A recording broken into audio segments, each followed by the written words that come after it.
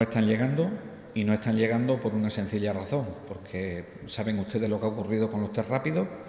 Estos test rápidos se basan en anticuerpos.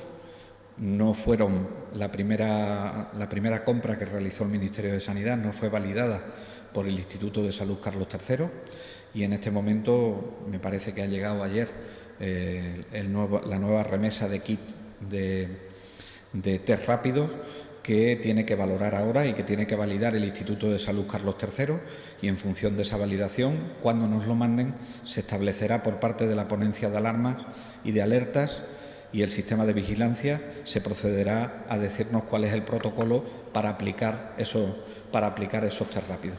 Pero en ningún caso en este momento hemos recibido todavía test rápidos.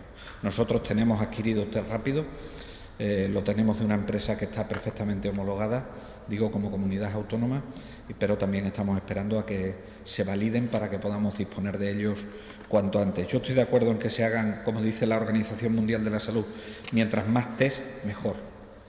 Pero hay que hacerlo con condiciones de seguridad. No se pueden dar falsos negativos.